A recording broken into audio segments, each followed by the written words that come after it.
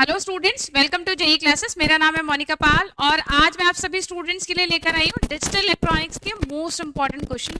भाई एग्जामिनेशन का टाइम है और होता यह है कि जैसे जैसे एग्जाम्स पास आते जाते हैं टाइम बहुत तेजी से भागता चला जाता है और ऐसे में ये समझ में नहीं आता कि एग्जामिनेशन पॉइंट ऑफ व्यू से कौन से क्वेश्चन बहुत ज्यादा इंपॉर्टेंट है जिनके आने की पॉसिबिलिटी बहुत ज्यादा हाई है। तो आप सभी स्टूडेंट्स की इस टेंशन को दूर करते हुए आज की क्लास हम जल्दी से स्टार्ट करते हैं, जिसमें हम डिजिटल इलेक्ट्रॉनिक्स के इंपॉर्टेंट क्वेश्चन के बारे में डिस्कशन करेंगे।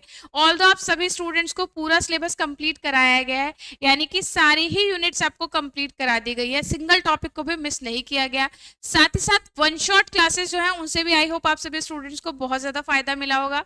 वन शॉट क्लासेस में आपको हर एक यूनिट का कंप्लीट रिवीजन कराया गया है, साथ ही साथ हर एक यूनिट को बहुत ही फास्ट ट्रैक तरीके से पढ़ाया गया है।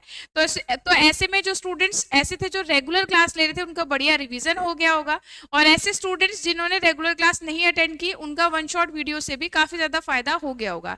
तो आज की इस क्लास में आपको और ज्यादा बेनिफिट होने वाला है, क्योंकि आज हम बात करेंगे मोस्ट इंपॉर्टेंट क्वेश्चन की, जो कि डिजिटल इलेक्ट्रॉनिक्स में बहुत ही ज्यादा इंपॉर्टेंट है। और एकेटीयू में कई सारे अगर प्रीवियस ईयर क्वेश्चन पेपर का आप एनालिसिस करेंगे तो आप देखेंगे ये क्वेश्चन कई बार रिपीटेडली पूछे भी गए हैं।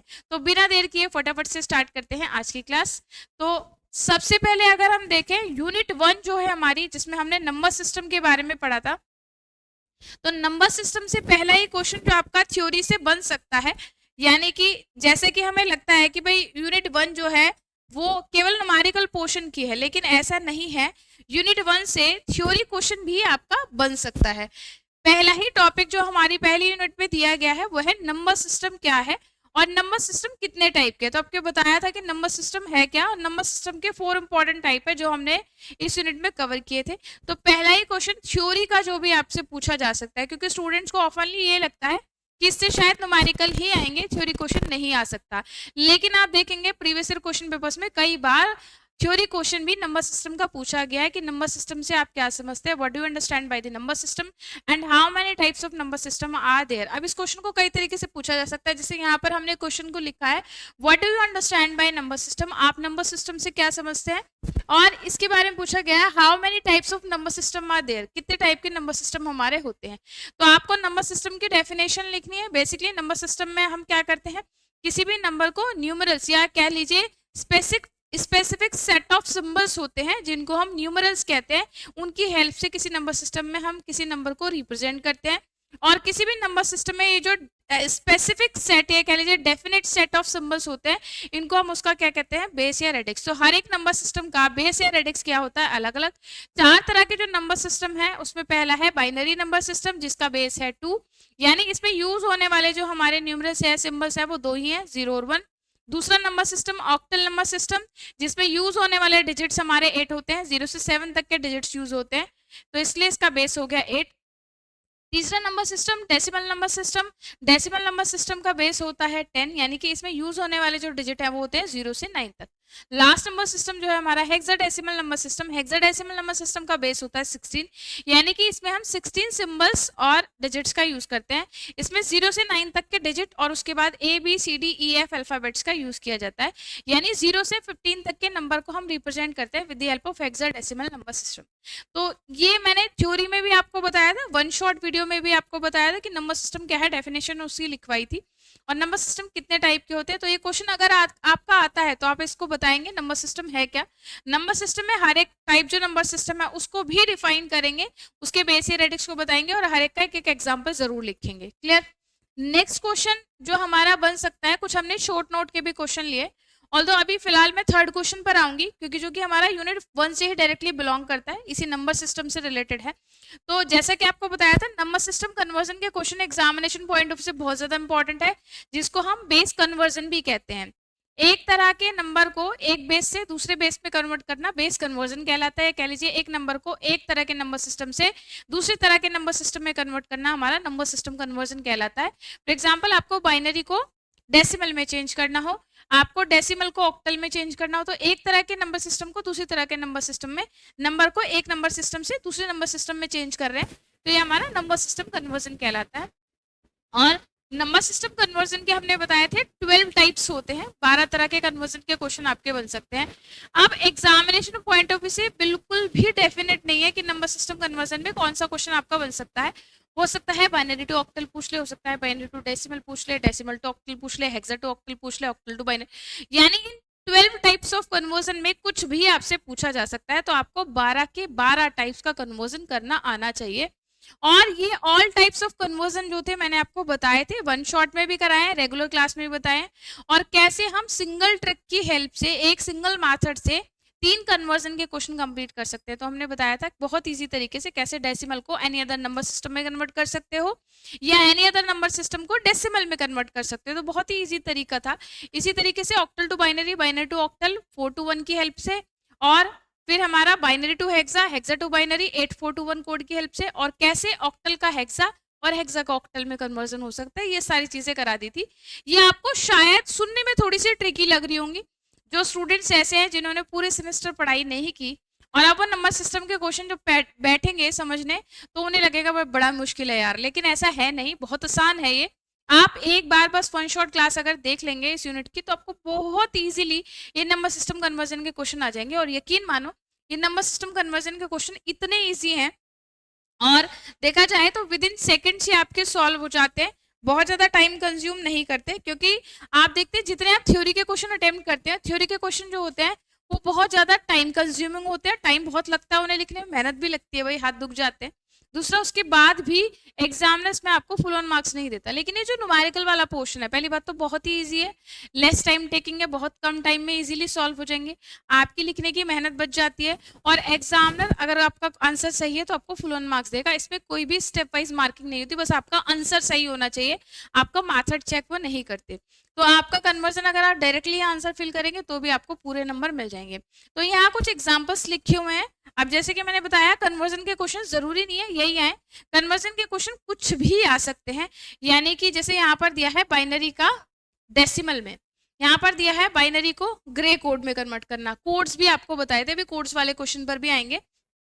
यहाँ पर दिया है बेस 10 को बेस 16 में, यानी कि डेसिमल को हेक्सा में, यहाँ दिया बेस 8 को बेस 16 में, यानी ऑक्टल को हेक्सा में। तो कुल मिला के कन्वर्जन के क्वेश्चन 12 टाइप्स में कुछ भी आ सकते हैं। उसके बाद हमने बताया था बाइनरी नंबर सिस्टम के जब बारे में हम पढ़ रहे थे, तो हमने बाइनरी नंबर सिस्टम में 2 चीजें और पढ़ी थी, एक तो बाइनरी कोड्स और दूसरे पढ़े थे signed and unsigned binary representation. Basically आप जानते हैं बाइनरी नंबर्स जो होते हैं, जैसे कि मैंने बताया बाइनरी नंबर सिस्टम का बेस होता है 2, यानी बाइनरी नंबर सिस्टम में किसी भी बड़ी से बड़े नंबर को रिप्रेजेंट करने के लिए हम केवल 0101 का ही यूज करते हैं, तीसरी डिजिट इसमें नहीं होती। तो ये जो हमारे बाइनरी नंबर्स होते हैं, इनमें अगर हम इसके साइन को भी रिप्रेजेंट कर सकते हैं या नहीं, यानी कि हम बाइनरी नंबर्स को साइन की फॉर्म, इनके साइन के साथ, यानी नंबर भी पॉजिटिव नेगेटिव हो सकते हैं, जैसे कि आपने पढ़ा है कि आपके जो डेसिमल नंबर होते हैं पॉजिटिव नेगेटिव इंटीजर्स हो सकते हैं, सिमिलरली बाइनरी नंबर्स भी पॉजिटिव नेगेटिव हो सकते हैं। तो अगर आप इन बाइनरी नंबर्स को ऐसे रिप्रेजेंट कर रहे हो कि आप इसके साइन को भी रिप्रेजेंट कर रहे हो अलोंग विद मैग्नीट्यूड, यानी कि बाइनरी नंबर अपनी वैल्यू को भी रिप्रेजेंट कर रहा है और अपने साइन को, कि ये पॉजिटिव है या नेगेटिव, तब हम इसे कहते हैं sign magnitude representation. Clear? On the other hand, अगर बाइनरी नंबर केवल ऐसा है जो केवल अपने मैग्नीट्यूड को ही रिप्रेजेंट कर रहा है, यानी अपनी वैल्यू को ही रिप्रेजेंट कर रहा है, अपने पॉजिटिव या नेगेटिव साइन को रिप्रेजेंट नहीं कर रहा, तो आप इसे कहेंगे अनसाइंड बाइनरी नंबर्स। ठीक है? तो बाइनरी नंबर रिप्रेजेंटेशन 2 तरीके से हो सकती है, यानी बाइनरी नंबर को हम 2 तरीके से रिप्रेजेंट कर सकते हैं। या तो हम बाइनरी नंबर को विद साइन रिप्रेजेंट करेंगे, जिसमें वो ये भी रिप्रेजेंट करेगा कि नंबर पॉजिटिव है या नेगेटिव, या विदाउट साइन रिप्रेजेंट करेंगे। तो ऐसी रिप्रेजेंटेशन जिसमें हम बाइनरी नंबर को उनके पॉजिटिव या नेगेटिव साइन के साथ रिप्रेजेंट करते हैं, तब ये हमारा होता है साइन बाइनरी नंबर्स। और ऐसे बाइनरी नंबर्स जो केवल अपनी वैल्यू या मैग्नीट्यूड को रिप्रेजेंट करते हैं, अपने साइन को नहीं, तब उन्हें हम कहते हैं अनसाइन बाइनरी नंबर्स। तो ये बताया भी था। और फिर हमारे साइन रिप्रेजेंटेशन में 1s कॉम्प्लीमेंट, 2s कॉम्प्लीमेंट, कई सारे हमारे मेथड होते हैं। तो साइन रिप्रेजेंटेशन के 3 तरीके होते हैं, 1s complement method, 2s complement representation और हमारा मैग्नीट्यूड रिप्रेजेंटेशन। 3 तरीके हमारे साइन बाइनरी नंबर्स के हो सकते हैं, तो वो हमने वन शॉट में आपको करा रखे हैं।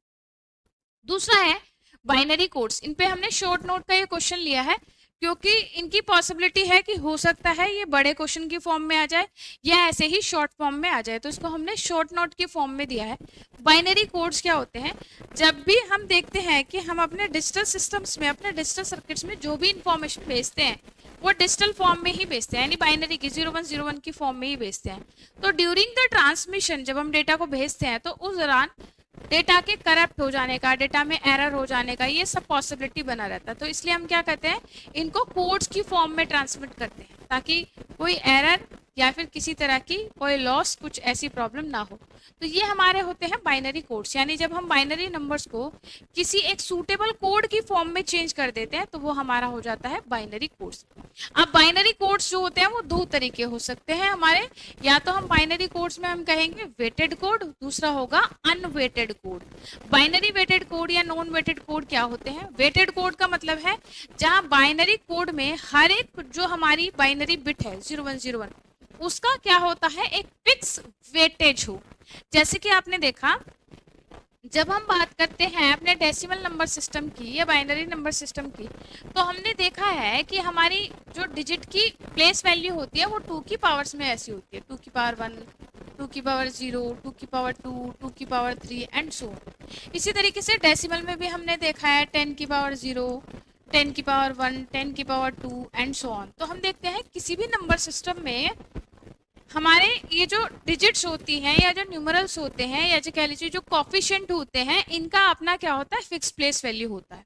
सिमिलरली जब हम बाइनरी कोड्स की बात करते हैं तो अगर इन बाइनरी कोड्स में जो हमारी बाइनरी बिट्स हैं इनका जो वैल्यू है वो क्या हो, एक वेटेज की फॉर्म में हो, तब हम एक फिक्स वेटेज की फॉर्म में हो, तब इसे हम कहते हैं वेटेड बाइनरी कोड्स।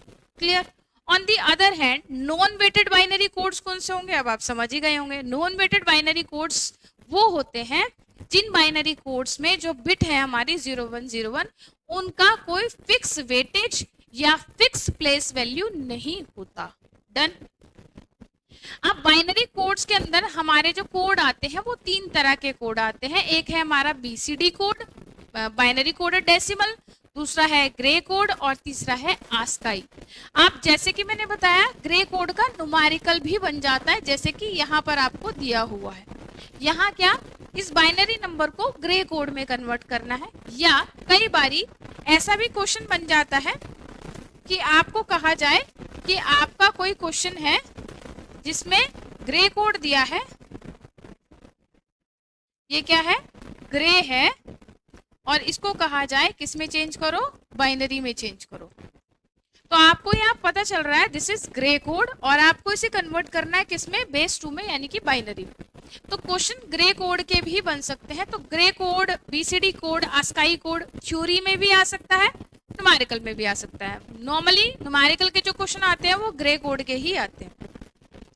तो बेसिकली बाइनरी कोड्स हमारे क्या हैं, जब हम बाइनरी नंबर्स को एक सूटेबल कोड में कन्वर्ट कर देते हैं तो वो हमारे क्या हो जाते हैं, बाइनरी कोड्स।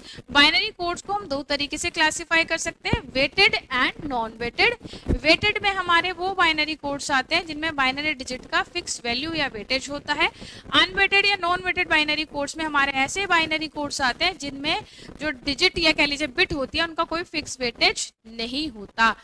और हमारे मैंने बताया कि बाइनरी कोड्स में 3 तरह के कोड हैं, ग्रे कोड, BCD और तीसरा है आस्काई कोड। और ग्रे कोड की कन्वर्जन के क्वेश्चन भी आ सकते हैं, जैसा कि यहाँ पर पूछा गया है, बाइनरी को कन्वर्ट करना है ग्रे में और यहाँ ग्रे को किस में कहा गया है, बाइनरी में। क्लियर है?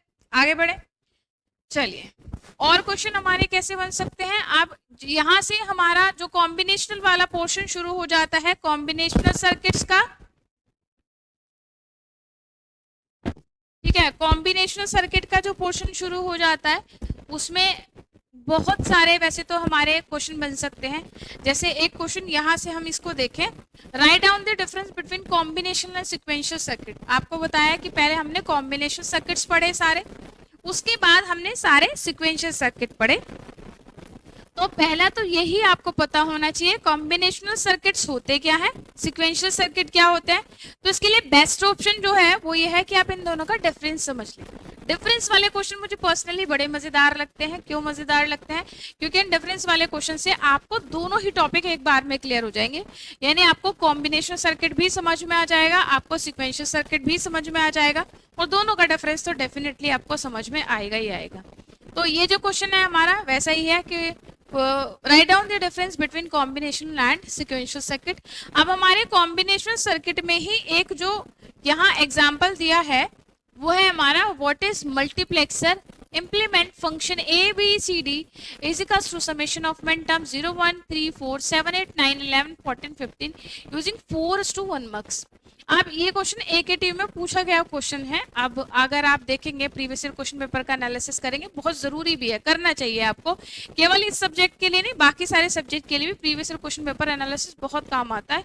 आपको पता चलता है कि किस तरह के क्वेश्चन पूछे जाते हैं, यानी पेपर में किस तरह के क्वेश्चन का पैटर्न आता है। दूसरी बात आपको ये भी पता लगेगा, स्पेशली थ्योरेटिकल सब्जेक्ट में हम देखते हैं कि कुछ क्वेश्चन ऐसे हैं जो इंपॉर्टेंट है, आप देखेंगे कई बार एग्जाम में पूछे ही जाते हैं। तो मल्टीप्लेक्सर भी एक ऐसा ही क्वेश्चन है। मल्टीप्लेक्सर एक तरह का हमारा कॉम्बिनेशन सर्किट है। मल्टीप्लेक्सर एक तरह का सेलेक्टर सर्किट है। इसका मतलब है मेनी टू वन, यानी इसकी बहुत सारी इनपुट्स होती हैं। It has many inputs but it's output is one. इसकी एक ही आउटपुट होती है। आप इसको सेलेक्ट करने के लिए हमारे पास सेलेक्ट लाइंस होती हैं, नंबर ऑफ इनपुट्स, और सेलेक्ट लाइन में एक रिलेशन होता है, मैंने बताया था n इज इक्वल्स टू 2 की पावर m, जहां n क्या होता है, रिलेशन क्या होता है, n इज इक्वल्स टू 2 की पावर m, जहां n बताया था क्या होता है, n होता है नंबर ऑफ इनपुट्स और m होता है हमारा नंबर ऑफ सेलेक्ट लाइन। तो अगर आपको किसी मक्स में यानी मल्टीप्लेक्सर में नंबर ऑफ इनपुट्स पता है तो आप उसकी सेलेक्ट लाइंस कैलकुलेट कर सकते हैं। एग्जाम्पल के लिए जैसे 4:1 मक्स की बात हुई है, तो अगर हम n इज इक्वल्स टू 4 रखें तो 4 इज इक्वल्स टू क्या होगा, 2 की पावर m। अब 4 को हम 2 की पावर में लिखें तो 2 की पावर 2, इसको 2 की पावर m, पावर्स को कंपेयर करेंगे तो m इज इक्वल्स टू क्या आ गया, 2। तो इस तरीके से अगर हमें मल्टीप्लेक्सर में नंबर ऑफ इनपुट्स पता है तो हम उसकी सेलेक्ट लाइंस भी फाइंड आउट कर सकते हैं इजीली। क्लियर? तो इसमें पूछा है व्हाट इज मल्टीप्लेक्सर। सबसे पहले पूछा है मल्टीप्लेक्सर है क्या, तो आपको ब्लॉक डायग्राम की हेल्प से बताना है मल्टीप्लेक्सर होता क्या है।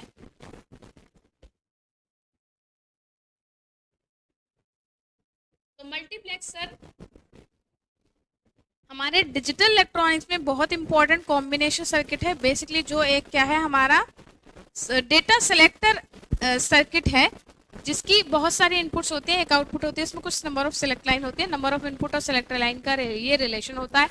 आप ब्लॉक डायग्राम की हेल्प से एक जनरलाइज ब्लॉक डायग्राम बनाएंगे मल्टीप्लेक्सर का। और मल्टीप्लेक्सर अगर on the basis of input हम देखें तो मल्टीप्लेक्सर हमारे कई तरह के हो सकते हैं, 2:1 मार्क्स, 4:1 मार्क्स, 8:1 मार्क्स, 16:1 मार्क्स। तो आपके सिलेबस के अकॉर्डिंग 2:1 मार्क्स से लेकर 16:1 मार्क्स आपको बताए गए हैं। अब इसमें फंक्शन दिया है और उस फंक्शन की हेल्प से यहाँ पर ये जो फंक्शन हमें दे रखा है, एक हमारा सर्किट दिया है और इसको 4:1 मक्स की हेल्प से हमें फॉर्म अप करना है। यानी एक सर्किट का आपको बूलियन एक्सप्रेशन दे दिया इन द फॉर्म ऑफ मिन टर्म्स की फॉर्म में, यानी एसओपी में आपको ये दिया है और आपको 4:1 मक्स से इसको बनाना है। तो इस तरह का क्वेश्चन हमने कराया था, वन शॉट में भी कराया, रेगुलर क्लास में भी कराया, वहां से आप उसको देख सकते हैं।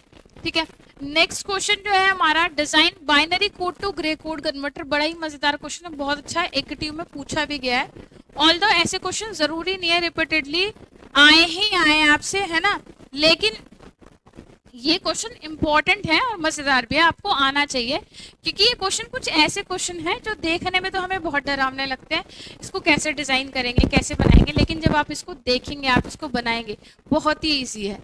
तो इसमें आपको क्या करना है, एक बाइनरी कोड से ग्रे कोड कन्वर्टर बनाना है। तो आपने बहुत सारे बाइनरी नंबर्स लिखे और उसका ग्रे कोड कन्वर्जन लिख लिया और फिर आपको उसका सर्किट डिजाइन करना है।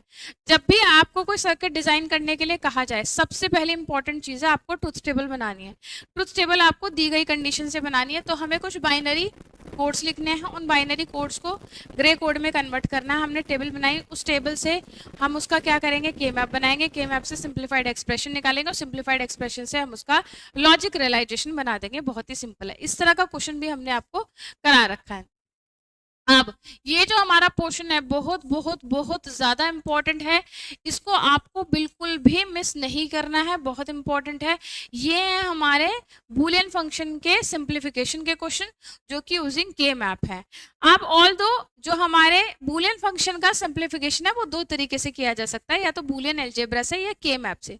ऑल दो बूलियन अलजेब्रा के क्वेश्चन भी एग्जामिनेशन में पूछ लिए जाते हैं कि बूलियन अलजेब्रा की हेल्प से इसे सिंप्लीफाई कीजिए, बट एग्जामिनेशन में बहुत बहुत बहुत ज्यादा जो पूछे जाते हैं वो है के मैप के क्वेश्चन। अब के मैप जो आपके सिलेबस में दिए गए हैं वो है हमारा 2 वेरिएबल, 3 वेरिएबल, 4 वेरिएबल और 5 वेरिएबल का के मैप। अप टू 5 वेरिएबल का के मैप आपके सिलेबस में दिया गया है।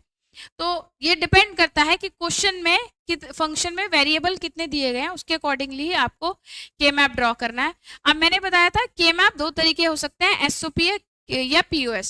अब आप एसओपी के मैप बनाएंगे या पीओएस बनाएंगे, कितने वेरिएबल का बनाएंगे, ये डिपेंड करता है क्वेश्चन पर कि आपको जो क्वेश्चन दिया है उसमें फंक्शन एसओपी में दिया है या पीओएस में दिया है। अगर मिन टर्म्स में दिया है दैट मीन्स एसओपी के मैप बनाना है, अगर मैक्स टर्म्स में दिया है तो आप पीओएस बनाएंगे।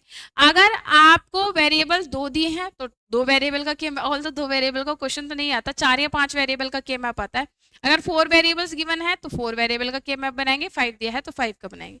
जैसे यहाँ कुछ क्वेश्चन दिए हैं, अब पहला ही जो क्वेश्चन है उसमें दिया है function A B C D, यानी यहाँ बिल्कुल क्लियरली कहा गया है कि भैया variable A B C D है, 4 वेरिएबल गिवन है, तो आपको जो के मैप बनाना है वो कितने वेरिएबल का बनाना है, 4 वेरिएबल के मैप बनाना है। दूसरी बात यहाँ दिया है समेशन ऑफ स्मॉल एम, यानी मिन टर्म्स दिए हैं, यानी आपको एसओपी के मैप बनाना है। अब ये जो जो मिन टर्म्स आपको दिए हैं के मैप की, मैंने आपको बताई थी नंबरिंग ऑफ सेल्स, के मैप फिल करना बताया था। सबसे पहले आपको के मैप ड्रॉ करना आना चाहिए, के मैप में नंबरिंग ऑफ सेल्स आनी चाहिए, फिर के मैप की फिलिंग करते हैं, फिर हम उसकी ग्रुपिंग करते हैं। तो ये जो जो मिन टर्म्स आपको दिया है यहाँ यहाँ 1 भरेंगे और इसकी क्या करेंगे, ग्रुप बनाएंगे, ऑक्टेट बनाएंगे या फिर क्वाड बनाएंगे या पेयर बनाएंगे और उसको सिंप्लीफाई करके एक्सप्रेशन निकाल देंगे। नीचे बाकी जो दोनों क्वेश्चन दिए हैं इसमें आप देख रहे हो समेशन ऑफ एम। अब इसमें वेरिएबल हमें नहीं दे रखे कि ए बी सी डी है, एक्स वाई जेड है, कुछ मिन टर्म्स दिया है कितने, 3 6 7 8 12 और 14। उसके बाद हम देख रहे हैं समेशन ऑफ प्लस डी 0 1 6 15। अब हम देख रहे हैं यहाँ 15 से बड़ा कोई भी मिन टर्म हमारा नहीं दिया गया, यानी कि हम 4 वेरिएबल का के मैप बना सकते हैं 0 से 15 तक की आउटपुट कंडीशन को रिप्रेजेंट करने के लिए। अब यहाँ पे डी का मतलब है डोंट केयर कंडीशन, ये भी मैंने बताया था, डोंट केयर कंडीशन वाला के मैप भी बताया था कि अगर क्वेश्चन में आपको मिन टर्म्स के साथ प्लस डी करके दिखाओ, यानी कि डोंट केयर कंडीशन है, आप जब भी के मैप को फिल करेंगे तो इन डोंट केयर कंडीशन पर क्या लगाएंगे, क्रॉस लगाएंगे, छोटा सा क्रॉस बनाएंगे। और जब आप ग्रुपिंग करेंगे वंस की तो आप चाहें तो इन्हें 0 मान सकते हैं या 1 मान सकते हैं। अगर बड़े से बड़ा आपका कोई लूप बन रहा हो, ऑक्टेट बन रहा हो, क्वाड बन रहा हो, तो आप इनको 1 मान सकते हैं, अदरवाइज इनको 0 करके भी छोड़ सकते हैं। नेक्स्ट जो है वो आप देख रहे हैं, ये दिया है y is equals to summation of min term 0 2 3 4 6 7 9 11 16 18 20 22। तो आप देख रहे हैं मिन टर्म्स हमारी बहुत ज्यादा हो गई, तो यानी ये 5 वेरिएबल का के मैप है, देख के ही पता चल रहा है। तो यहाँ आपको 5 वेरिएबल का के मैप बनाना होगा। तो सबसे पहली बात है जो क्वेश्चन आपको गिवन है आप उसको ध्यान से देख लें कि क्वेश्चन एसओपी में दिया है, पीओएस में दिया है, कितने वेरिएबल का है, फिर उसके अकॉर्डिंगली उसको फिल करके सिंप्लीफाई आपको करना है। नेक्स्ट जो क्वेश्चन है ये भी बड़ा इंपॉर्टेंट है, ये है टैबुलेशन मेथड का, या जिसको मैक्लेक्सी मेथड भी कहते हैं। Minimize the following function using tabulation method और मैक्लेक्सी मेथड। जैसे कि मैंने बताया था, अब एग्जाम में टैबुलेशन आए, टैबुलर मेथड, टैबुलेशन मेथड लिखा है या मैक्लेक्सी मेथड आए, कंफ्यूज नहीं होना, दोनों एक ही है। जब हम के मैप की बात करते हैं तो 2 वेरिएबल, 3 वेरिएबल, 4 वेरिएबल तक का के मैप ठीक है, लेकिन जब 5 वेरिएबल का के मैप बात करते हैं थोड़ा सा ट्रिकी लगता है, और उससे ज़्यादा अगर हमारे नंबर ऑफ वेरिएबल्स हो जाते हैं तब के मैप से उन्हें सिंप्लीफाई करना बड़ा ही मुश्किल हो जाता है। तब हम ऐसे लॉजिक सर्किट के लिए हम क्या करते हैं, टेबुलर मेथड या मैक्लेक्सी मेथड का यूज़ करते हैं। तो मैक्लेक्सी मेथड में मैंने बताया था हम स्टेट रिडक्शन कैसे करते हैं, with the help of tables, हम बहुत सारे टेबल बनाते हैं।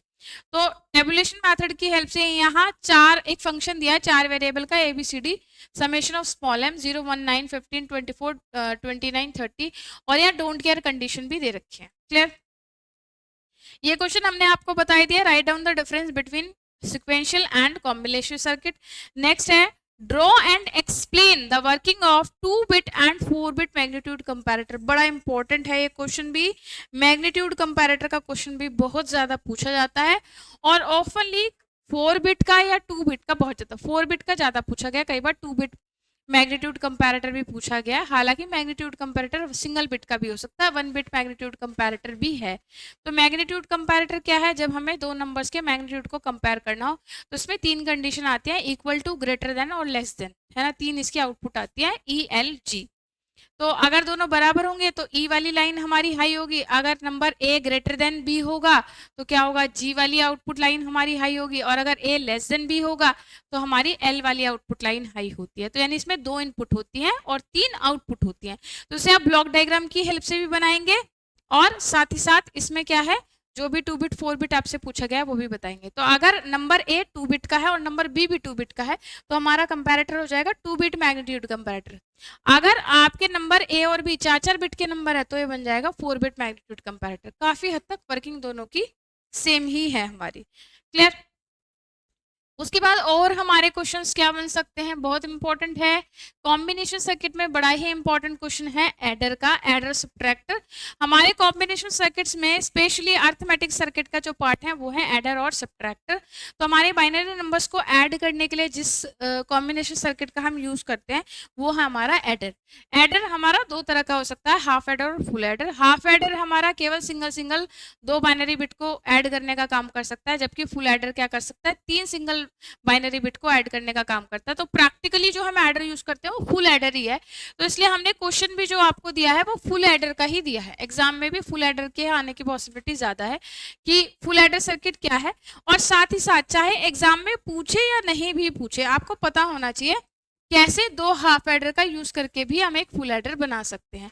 तो full adder with the help of 2 half adder कैसे कर सकते हैं वो क्वेश्चन में आपसे कहा गया।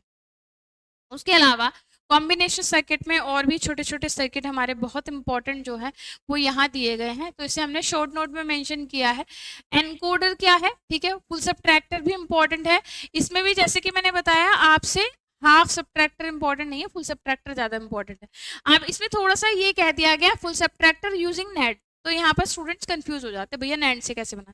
तो बिल्कुल वैसे ही बनाना है जैसे हमने बनाया था। तो उसमें हमें एक्सोर गेट जो बनाना है वो नैंड की हेल्प से बनाना है। यहाँ पूरा circuit with the help of NAND gate आपको बनाना है। तो एनकोडर क्या है, full subtractor using NAND. Encoder में मैंने आपको कई सारे एनकोडर बताए थे, ऑक्टल 2 BCD है ना, 8:3, बैरल शिफ्टर, BCD एडर। बहुत बड़े इंपॉर्टेंट छोटे छोटे टॉपिक हैं, ज़्यादा लेंदी नहीं है लेकिन इंपॉर्टेंट बहुत है। तो ये शॉर्ट नोट में या एक क्वेश्चन के 2 पार्ट करके ऐसे पूछ लिए जाएंगे, इंपॉर्टेंट है। बैरल शिफ्टर क्या है, BCD एडर क्या है, छोटे छोटे टॉपिक है जिनको आप ये सोचते हैं कि अरे इनको नहीं पढ़ते शायद नहीं आएंगे। देखिए एग्जामिनेशन में, सेमेस्टर एग्जामिनेशन में आप चाहते हैं कि आपके नंबर अच्छे आए, तो उसके लिए बहुत इंपॉर्टेंट है कि कोई भी यूनिट आपको छोड़नी नहीं है। स्टूडेंट्स को ये लगता है कि चलो ये 3 यूनिट 4 यूनिट बहुत अच्छे से आ गए, पास होने के लिए यही बहुत है, 5 भी छोड़ देते हैं। ऐसा नहीं करना, आपको यूनिट 5 की 5 ही कवर करनी है। ऐसा जरूर कर सकते हैं कि भाई मेरी 2-3 यूनिट बहुत अच्छी हैं, बाकी की 1-2 उतनी अच्छी नहीं है, एवरेज है, ये कर सकते हैं। लेकिन ऐसा बिल्कुल भी नहीं करना आपको कि आप किसी एक यूनिट को बिल्कुल ही छोड़कर चले जाएं, ऐसा नहीं करना। सारी की सारी यूनिट को इक्वली लेकर चलना, ऑलमोस्ट कोशिश करें। वैसे सारी इक्वली तैयार होती नहीं, बट पढ़नी आपको सारी ही है। ऐसा हो सकता है 2-3 आपकी बहुत स्ट्रांग हो और 1-2 आपकी उतनी अच्छी ना हो, लेकिन पढ़नी सारी है और टॉपिक भी सारे कवर करने हैं।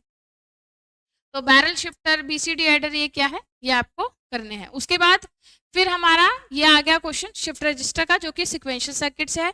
अब सिक्वेंशियल सर्किट हमने आपको बताए थे, सिक्वेंशियल सर्किट में शुरुआत में जो हमारे टॉपिक आते हैं उसमें है फ्लिप फ्लॉप। फ्लिप फ्लॉप क्या है, बेसिक मेमोरी एलिमेंट। हमारे सिक्वेंशियल सर्किट का अगर देखिए सबसे इंपॉर्टेंट जो सर्किट है वो है फ्लिप फ्लॉप। किसी भी सिक्वेंशियल सर्किट के फॉर्मेशन में हमें फ्लिप फ्लॉप की जरूरत होती है। शिफ्ट रजिस्टर, काउंटर्स, इन सब को बनाने में हमें फ्लिप फ्लॉप की जरूरत ही होती है। बेसिकली फ्लिप फ्लॉप एक बेसिक मेमोरी एलिमेंट की फॉर्म में काम करता है। एक सिंगल फ्लिप फ्लॉप की हेल्प से आप सिंगल बिट के डेटा को यानी 0 या 1 को स्टोर कर सकते हैं। फ्लिप फ्लॉप जो हमारे क्लॉक्ड सर्किट होते हैं, जब तक आप इन पर क्लॉक पर सप्लाई नहीं करते तब तक इनके आउटपुट स्टेट में चेंज नहीं होता। यानी ये आउटपुट पर मिलने वाली वैल्यू को होल्ड करके रखते हैं अनटिल अनलेस इनके इनपुट पर आप या तो क्लॉक पल्स ना दे या कोई चेंज ना करे। क्लियर। तो ये हमारे फ्लिप फ्लॉप का क्वेश्चन भी बड़ा इंपॉर्टेंट है। नेक्स्ट में दे रखा है कि फ्लिप फ्लॉप में चारों ही फ्लिप फ्लॉप मैंने दिए हैं। वैसे जो ज्यादा इंपॉर्टेंट है, जो बहुत ज्यादा पूछा जाता है, वो है JK flip flop. JK flip flop बहुत इंपॉर्टेंट है, स्पेशली जेके में रेस अराउंड कंडीशन बहुत ज्यादा पूछी जाती है, जब जेके में दोनों ही वन होते हैं, जे भी वन और के भी वन। तो मैंने बताया था जब जे इज इक्वल टू वन, के इज इक्वल टू वन हो, उस कंडीशन में जे के फ्लिप फ्लॉप क्या करता है भैया, टॉगल मारता, पलटी मारता है। जीरो है तो वन कर देगा और वन है तो जीरो कर देगा, यानी प्रीवियस आउटपुट जो है उसका ठीक उल्टा कर देगा। तो ये कंडीशन भी पूछी जाती है। तो इसमें ना कई बार एग्जामिनर थोड़ा सा बच्चों को ना परेशान कर देता है, क्लॉक्ड जेके फ्लिप फ्लॉप बताओ।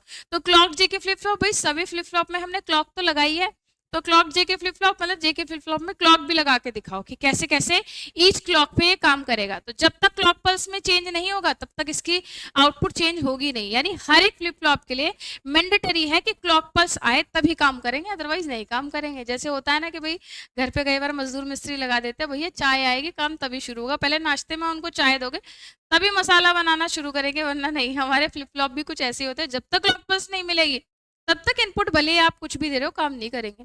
तो हमारे जेके फ्लिप फ्लॉप का क्वेश्चन एग्जामिनेशन में काफी पूछा जाता है। बाकी मैंने बताए थे सारे फ्लिप फ्लॉप एक दूसरे से कनेक्टेड हैं। अगर आपको एसआर फ्लिप फ्लॉप समझ में आ गया तो सारे ही समझ में आ जाएंगे। वन शॉट वीडियो में भी आपको बता रखा है, रेगुलर क्लास में बताया है एसआर फ्लिप फ्लॉप कैसे काम करता है, जेके फ्लिप फ्लॉप कैसे काम करता है, डी फ्लिप फ्लॉप कैसे काम करता है और टी फ्लिप फ्लॉप कैसे काम करता है। अब इसी से हमारा क्वेश्चन है शिफ्ट रजिस्टर का। हमने बताया था फ्लिप फ्लॉप की हेल्प से जो हम सिक्वेंशियल सर्किट बनाते हैं, या तो शिफ्ट रजिस्टर बनाते हैं या काउंटर। अब शिफ्ट रजिस्टर क्या है, जब नॉर्मली रजिस्टर की बात करते हैं तो रजिस्टर की हेल्प से हम डेटा को स्टोर कर सकते हैं, बट शिफ्ट रजिस्टर्स हमारे ऐसे रजिस्टर्स होते हैं जिनकी हेल्प से आप क्या करते हैं, डेटा की शिफ्टिंग भी कर सकते हैं, राइट शिफ्टिंग, लेफ्ट शिफ्टिंग, है ना। तो शिफ्ट रजिस्टर्स क्या है बता रखा था, right, different types of shift register. आप शिफ्ट रजिस्टर वैसे तो हमारे कई टाइप कर सकते हैं, यानी अगर हम डेटा लोडिंग के बेसिस पे देखें तो हमने बताया था सीसो, सीपो, पीसो, पीपो, मेरे को बोलने में बार बार बड़ा मजा आता है, ठीक है। तो शिफ्ट रजिस्टर अगर हम देखें डेटा लोडिंग के बेस पे हमारे सीसो, सीपो, पीसो, पीपो 4 टाइप के हो सकते हैं। अदरवाइज हम देखें तो हमारे बेसिकली जो हमारे शिफ्ट रजिस्टर हैं वो left shift, right shift 2 type का होता है।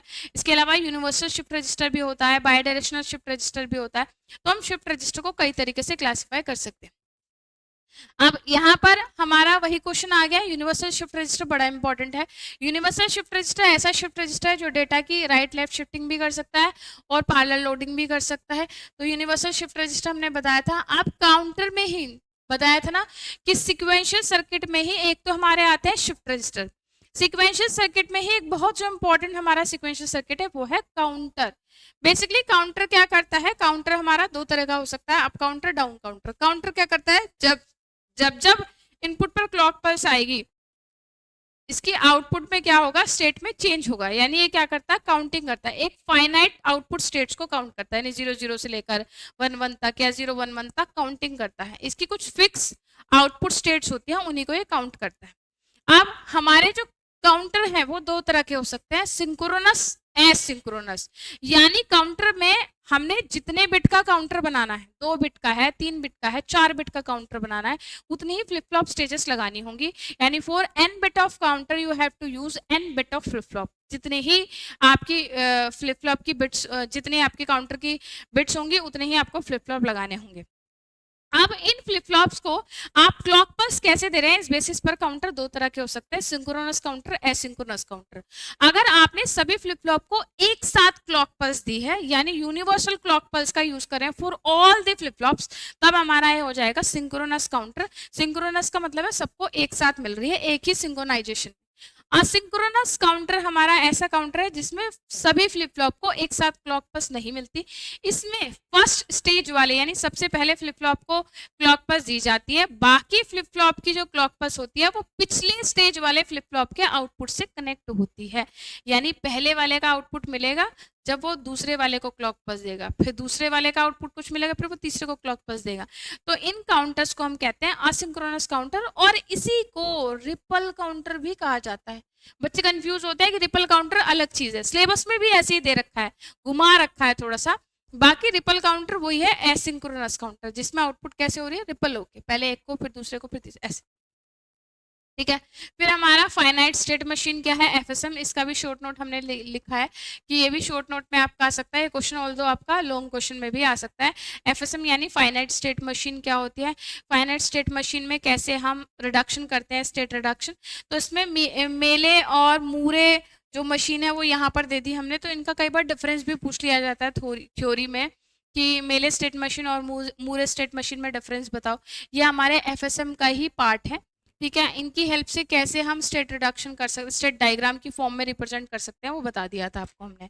ठीक है, अब ये डिफरेंस बिटवीन सिंक्रोनस और एसिंक्रोनस काउंटर अभी मैंने क्लियर किया है ना, कि सिंक्रोनस और असिंक्रोनस काउंटर क्या होते हैं, दोनों में क्या डिफरेंस होता है। इसके अलावा कुछ और छोटे मोटे इंपॉर्टेंट क्वेश्चन जो हमारे बच्चे हैं वो हैं हमारे, ये रिलेटेड टू आईसीज हैं, ये हमारे नॉइस मार्जिन क्या होता है, प्रोपोगेशन डिले क्या होता है, लॉजिक फैमिली से रिलेटेड है, फैन इन फैन आउट क्या होता है। तो जो हमारे डिफरेंट लॉजिक फैमिलीज हैं, हमने बताया था यूनिपोलर बाइपोलर दो तरह की लॉजिक फैमिलीज हो सकती है, तो इनके कुछ पैरामीटर्स हैं, इनके कुछ कैरेक्टरिस्टिक्स हैं, जैसे कि fan in fan out, power dissipation, propagation delay, इनको डिफाइन करना है। एक एक दो नंबर की डेफिनेशन एग्जामिनेशन में पूछ ली जाती है। ठीक है, इसके अलावा हमारे और जो छोटे मोटे टॉपिक हैं, जैसे कि एफपीजीए क्या होता है, ठीक है, ट्राई स्टेट लॉजिक क्या है, सीमोस लॉजिक क्या है, ये सारा हमारा लॉजिक फैमिली वाले चैप्टर से रिलेटेड टॉपिक है। तो लॉजिक फैमिलीज में हमने बताए थे कि unipolar family, bipolar logic family, तो यूनिपोलर में कई सारी आती है, बाइपोलर में कई सारी आती है। तो यूनिपोलर में सीमोस बहुत इंपॉर्टेंट है, और बाइपोलर में हमारा ट्राइस्टेट और टीटीएल बहुत इंपॉर्टेंट है। तो टीटीएल का आगे भी हमने क्वेश्चन में भी दे रखा है उसमें, तो टीटीएल भी आप इसमें कर लेना कि टीटीएल क्या होता है ना, टीटीएल भी आप ऐड कर लेना। ठीक है, इसके अलावा हमारे डिफरेंट टाइप की लॉजिक फैमिलीज का कंपैरिजन आप ज़रूर देख के जाइएगा, क्योंकि जब आप पढ़ते हैं, अगर आप इन डेप्थ पढ़ते हैं तो आपको बहुत अच्छे से समझ में, भैया यूनिपोलर अलग चीज़ है जो with the help of MOSFET बनता है, और बाइपोलर बिल्कुल अलग है जो with the help of transistor बनता है, बीजेटी की हेल्प से बनता है। लेकिन जब आप शॉर्टेज ऑफ टाइम में, जैसे कि अभी एग्जामिनेशन आ गया है बिल्कुल सर पे, और आप तब पढ़ने बैठते तब आपको कुछ समझ में नहीं आता, सारे टॉपिक की खिचड़ी बन जाती है। तो उसके लिए सबसे बेहतरीन चीज़ है कि आप कंपैरिजन टेबल पढ़ लें। तो डिफरेंट लॉजिक फैमिली जो है ना, तो कंपैरिजन टेबल देख लीजिएगा आप जरूर। और तो ऐसा क्वेश्चन डायरेक्ट एग्जाम में नहीं आता, लेकिन ये क्वेश्चन आपको बाकी सारे क्वेश्चन को अटेम्प्ट करने में बहुत हेल्प करेगा। फॉर एग्जाम्पल जैसे टीटीएल का क्वेश्चन आ गया कि टीटीएल क्या है, टीटीएल की स्पेसिफिकेशन या टीटीएल के एडवांटेजेस लिखिए, तो यहाँ कंपैरिजन टेबल में आपको सारी चीज़ें मिल जाएंगी। या आपसे डीटीएल पूछ लिया, आरटीएल पूछ लिया, तो आपको सारा ही क्लियर हो जाएगा इस कंपैरिजन टेबल में। तो यहाँ डिफरेंट जो हमारी लॉजिक फैमिली है, आरटीएल, डीटीएल, टीटीएल, सीमोस, इन सबका कंपैरिजन आप एक ही टेबल से क्लियर कर सकते हैं। ठीक है, उसके बाद है describe DAC with the help of suitable diagram, explain types of डीएसीज।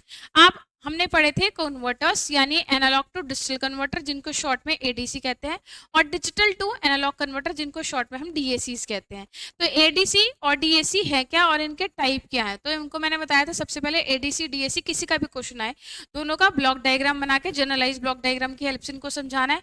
साथ साथ इसके टाइप आपको पता होना चाहिए, जैसे बताया था binary weighted resistor network, R2R network, तो हमारे डिफरेंट टाइप जो है ये आपको क्लियर होने चाहिए। ठीक है, इसी तरीके से हमारे डीएसी की तरह ही एडीसी का क्वेश्चन भी इंपॉर्टेंट है कि एनालॉग टू डिजिटल कन्वर्टर क्या, दोनों में से कोई एक ही पूछा जाएगा, दोनों बहुत कम होता है कि पूछा जाए। तो एडीसी का क्वेश्चन भी बन सकता है। इसमें भी हमारे डिफरेंट टाइप ऑफ एडीसी है, फ्लैश टाइप एडीसी है, सक्सेसिव अप्रोक्सीमेशन टाइप एडीसी है, काउंटर टाइप एडीसी है, तो सारे ही समझाए थे। इंपॉर्टेंट है इन दोनों में ही, डीएसी की बात हो या एडीसी की या पूरे डिजिटल इलेक्ट्रॉनिक्स की बात करूँ, हमारे पूरे सब्जेक्ट में इंपॉर्टेंट जो बहुत ज़्यादा है वो है सर्किट डायग्राम। आपको सर्किट डायग्राम, ब्लॉक डायग्राम ज़्यादा से ज़्यादा बनाने हैं। जितना ज़्यादा आपके डायग्राम रिप्रेजेंटेशन अच्छी होगी, उतना ज़्यादा कॉपी में मार्क्स आपको अच्छे मिलेंगे। एडीसी डीएसी के चाहे आप सारे टाइप थ्योरी में एक्सप्लेन ना करें, बट कोशिश करें डायग्राम सबके बनाते चलें। ठीक है, लास्ट जो हमारा क्वेश्चन है वो है पीएलए क्या है। ठीक है, प्रोग्रामेबल लॉजिक एरेज क्या है, रिंग काउंटर, काउंटर का एक टाइप है, और स्टेट रिडक्शन क्या होता है। फाइनाइट स्टेट मशीन में स्टेट रिडक्शन क्या है, कैसे करते हैं, स्टेट रिडक्शन कैसे किया जाता है, क्यों किया जाता है। तो छोटे छोटे टॉपिक हैं जो हमने शॉर्ट नोट में इसमें कवर कर दिए। तो आई होप ये सारे ही क्वेश्चन आपको बहुत अच्छे से समझ में आ गए होंगे, और आपको इन क्वेश्चन से एग्जामिनेशन में बहुत ज़्यादा हेल्प होने वाली है। तो सबसे इंपॉर्टेंट है कि आप रेगुलर क्लासेस अगर अभी नहीं देख पा रहे, रेगुलर क्लास देखने का टाइम नहीं है क्योंकि लेक्चर्स बहुत सारे हैं और टाइम बहुत कम है, तो उसके लिए सबसे बेस्ट ऑप्शन है कि आप सारी यूनिट्स की वन शॉट वीडियो ज़रूर देख कर जाएं। साथ साथ जितने भी ये क्वेश्चन है इनको आप प्रैक्टिस ज़रूर करके जाएं, तो आपको एग्जामिनेशन में इनसे काफ़ी ज़्यादा मदद मिलने वाली है। तो आई होप आप सभी स्टूडेंट्स को आज के सेशन से बहुत ज़्यादा फ़ायदा मिला होगा और आपका आने वाला एग्ज़ाम बहुत अच्छा होगा। तो आप सभी स्टूडेंट्स को एग्जामिनेशन के लिए all the best. I hope आप सभी स्टूडेंट्स का एग्ज़ाम बहुत ही अच्छा जाए। Thank you so much. जय हिंद, जय भारत।